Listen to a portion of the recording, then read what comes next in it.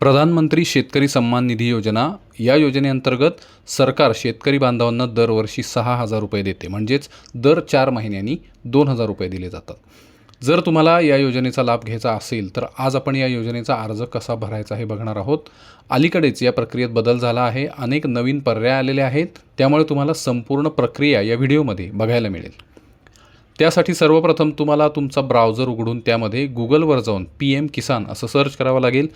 आता यामुळं सरकारचा अधिकृत पोर्टल उघडेल. तुम्हाला व्हिडिओच्या डिस्क्रिप्शनमध्ये थेट लिंकसुद्धा मिळेल, जिथून तुम्ही थेट या पोर्टलवर प्रवेश करू शकता. आता आपल्याला एका नवीन शेतकरी अर्जदाराची नोंदणी करायची आहे. तुम्हाला होम पेजवरच नवीन शेतकरी नोंदणी न्यू फार्मर रजिस्ट्रेशन हा पर्याय दिसेल. या पर्यायावरती क्लिक करा. यानंतर तुम्हाला तुमचा आधार क्रमांक आणि तुमचा मोबाईल क्रमांक टाकावा लागेल, जो तुमच्या आधार कार्डशी जोडलेला आहे. यानंतर तुम्हाला तुमचं राज्य निवडावं लागेल. त्यानंतर इथं तुम्हाला एक कॅप्चा कोड दिसेल. जर तुम्हाला हा कॅप्चा कोड मोठ्या अक्षरांमध्ये दिसला तर तो भरा, जर तो लहान अक्षरांमध्ये दिसला तरीसुद्धा तुम्हाला तो त्याच प्रकारे भरावा लागेल. त्यानंतर गेट OTP या पर्यायावरती क्लिक करा. तुमच्या फोनवर एक टेक्स्ट मेसेजद्वारे व्हेरिफिकेशन कोड पाठवला जाईल. हा कोड तुमच्या आधारशी जोडलेल्या मोबाईल नंबरवर पाठवला जाईल. मंडळी, कधीकधी सर्व्हरमधील त्रुटींमुळे लगेच OTP येत नाही.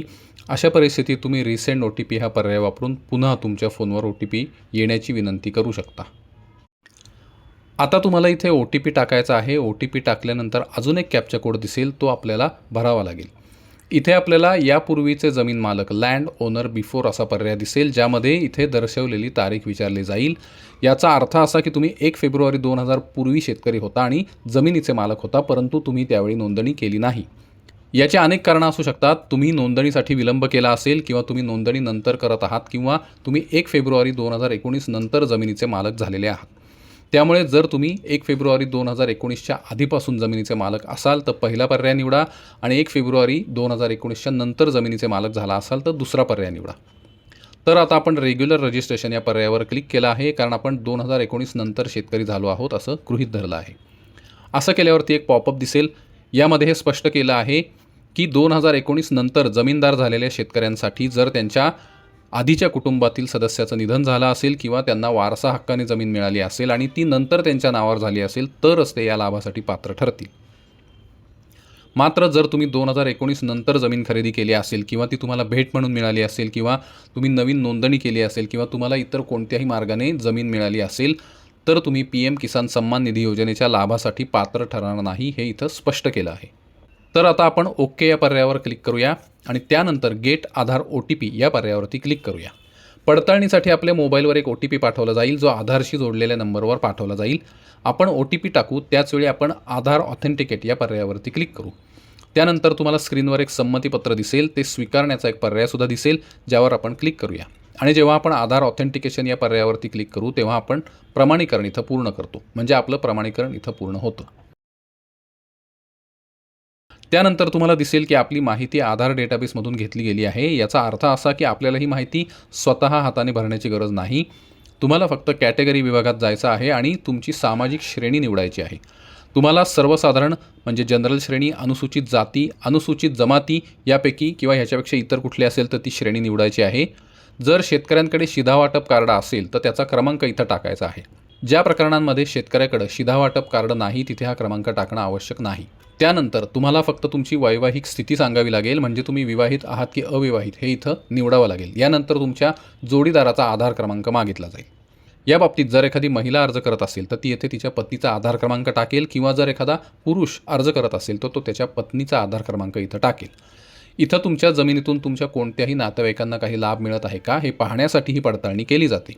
मात्र जर तुम्ही अविवाहित असाल तर तो पर्याय तुम्हाला दिसणार नाही. यानंतर आपण जोडीदाराचा आधार क्रमांक टाकू आणि डेमो ऑथेंटिकेशन या पर्यायावरती क्लिक करू. त्यानंतर आपलं ऑथेंटिकेशन पूर्ण होतं. यानंतर जेव्हा तुम्ही खाली स्क्रोल कराल तेव्हा तुम्हाला असं दिसेल की आपल्या जमिनीचा तपशील आधीच तेथे दिलेला आहे. मंडळी, तुम्हाला माहिती असेल की PM किसान सन्मान निधी योजनेचा लाभ घेण्यासाठी आता नोंदणी करताना तुम्हाला पूर्व नोंदणीसुद्धा करावी लागते, आणि आता सरकारने सर्व शेतकऱ्यांसाठी ते अनिवार्य केलेलं आहे. कारण तुम्ही जेव्हा तुमची नोंदणी करता या योजनेसाठी तेव्हा सरकार एक संपूर्ण डेटाबेस तयार करतं, ज्यामध्ये शेतकऱ्याच्या जमिनीचा प्रत्यक्ष मालकी हक्क, त्यांच्याकडे किती जमीन आहे याचा तपशील असतो, आणि त्या आधारावर सरकार खतं, बियाणं, युरिया आणि DAP आपल्याला पुरवते. तुम्ही पाहाल की आपण आधार क्रमांक नमूद केला आहे आणि त्यानुसार जमिनीचा सगळा डेटा इथं आपोआप घेतला गेला आहे. आता तुम्हाला इथं नमूद करायचं आहे की तुम्ही तुमच्या जमिनीचे एकमेव मालक आहात की संयुक्तपणे मालक आहात. मुळात जर हे संयुक्त खातं असेल जिथं कुटुंबातील अनेक सदस्य जमिनीचे मालक असतील तर तुम्ही जॉईंट या पर्यायावरती क्लिक करा.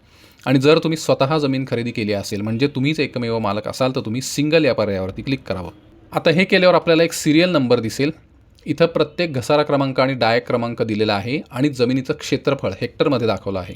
ही तुमची जमीन आहे हे दर्शवण्यासाठी तुम्हाला फक्त तुमच्या नावापुढील म्हणजेच तुमच्या भूखंडापुढील चौकटीत टिक करायचं आहे. त्यानंतर तुम्हाला जमिनीचा तपशील जोडा ॲड लँड डिटेल्स या विभागापर्यंत खाली स्क्रोल करावा लागेल.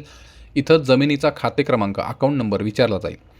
मंडळी हा खाते क्रमांक तुम्हाला कुठं मिळेल? जर तुम्ही तुमच्या जमिनीचा 8अ उतारा डाउनलोड केला असेल तर तुम्हाला खाते क्रमांक त्यावर छापलेला दिसेल. तुम्ही तो तिथून घेऊ शकता.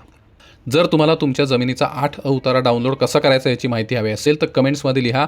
आम्ही त्याचा एक व्हिडिओ घेऊन नक्की येऊ. तर आपण जमिनीचा खाते क्रमांक टाकला. यानंतर तुम्हाला येथे पुन्हा जमीन हस्तांतरण स्थिती लँड ट्रान्सफर स्टेटस हा विभाग दिसेल. पण आपण यावर टिक करू शकणार नाही कारण हा पर्याय अगदी सुरुवातीलाच विचारला जातो. आता जमीन हस्तांतरण तपशील विभागात आपण या जमिनीचे मालक कसे झालात हे आपल्याला शोधावं लागेल. या बाबतीत आधी सांगितल्याप्रमाणे जर तुम्ही नवीन जमीन खरेदी केली तर तुम्हाला वाटेल की ती खरेदी केल्यावर तुम्हाला PM किसान सन्मान निधी योजनेचा लाभ मिळेल. पण मंडळी तसं होत नाही. आता ज्या नवीन शेतकऱ्यांना नोंदणीमध्ये लाभ दिले जात आहेत त्यात हा पर्याय आहे. एकतर तुम्ही नोंदणीला उशीर केला असेल तरीही तुम्ही नोंदणी करू शकता. पण जर तुम्ही जमीन नंतर खरेदी केली असेल आणि लाभावर दावा करू इच्छित असाल तर तुमच्या लक्षात येईल की तो पर्याय उपलब्ध नाही. उदाहरणार्थ जर तुमच्या वडिलांचं निधन झालं असेल आणि जमीन तुमच्या नावावर झाली असेल तर तुम्ही येथे वडिलांचे निधन हा पर्याय निवडाल. या व्यतिरिक्त जर तुमच्या आईचं निधन झाल्यावर जमीन तुमच्या नावावर झाली असेल किंवा तुमचे कायदेशीर पालक किंवा तुमचा जोडीदार यांच्या निधनानंतर तुमच्या नावावर जमीन झाली असेल तर तुम्ही येथे त्यानुसार पर्याय निवडू शकता. त्यानंतर तुम्हाला जमीन हस्तांतरण झालेल्या तारखेचा पर्याय दिसेल. आता हे काय आहे तर जमीन कोणत्या तारखेला तुमच्या नावावर झालेली आहे. या बाबतीत असं असू शकतं की ती जमीन तुमच्या नावावर वारसा हक्काने आली असेल, तुम्ही काही जमीन खरेदी केली असेल किंवा कोणीतरी तुम्हाला ती भेट दिली असेल, तुम्हाला न्यायालयाकडून एखादा आदेश मिळाला असेल तर त्यावर जी काही नमूद तारीख केलेली असेल, कोणताही आदेश किंवा मनाई हुकूम 8अ मध्ये नोंदणीकृत असेल तर ही जमीन तुमच्या नावावर कधी आली हे तुम्हाला पाहावं लागेल. म्हणून तुम्हाला ही तारीख इथे नमूद करावी लागेल. यानंतर तुमच्याकडे RFA किंवा पट्टा क्रमांक नसेल कारण आपण जमिनीचा तपशील आधीच जोडलेला आहे म्हणून यामध्ये आपण नो या पर्यायावरती क्लिक करू. त्यानंतर इथे एक महत्त्वाचा विभाग आहे ज्यात विचारलं आहे मागील जमीन मालकाचा आधार क्रमांक उपलब्ध आहे का. याचं कारण असं की जुन्या जमीन मालकाचे सगळे फायदे बंद करून ही जमीन तुमच्या नावावर संपादित झाल्यामुळे ते फायदे आता तुम्हाला मिळतील. त्यामुळे तुम्हाला इथं हे नमूद करावं लागेल. त्यामुळं आपण होय या पर्यायावरती क्लिक करू आणि नंतर त्यांचा आधार क्रमांक टाकू. त्यांचं नाव इथं दिसेल. डेमो ऑथ या पर्यायावरती क्लिक केल्यावर तुम्हाला मागील शेतकऱ्यांची सगळी माहिती दिसेल कारण त्याचा संपूर्ण शोध घेण्यात आला आहे. त्यानंतर स्क्रोल करा. इथं तुम्हाला एक सहाय्यक दस्तावेज अपलोड करावा लागेल. सहाय्यक दस्तऐवज म्हणजे काय तर मुळात तुम्हाला तुमच्या जमिनीच्या नोंदीची एक प्रत PDF स्वरूपात अपलोड करावी लागते. मात्र हे लक्षात ठेवा की तुमच्या जमिनीच्या नोंदीच्या प्रतीचा साईज खूप जास्त नसावा. जर फाईल 200 KB पेक्षा मोठी असेल तर तुम्हाला ती अपलोड करता येणार नाही.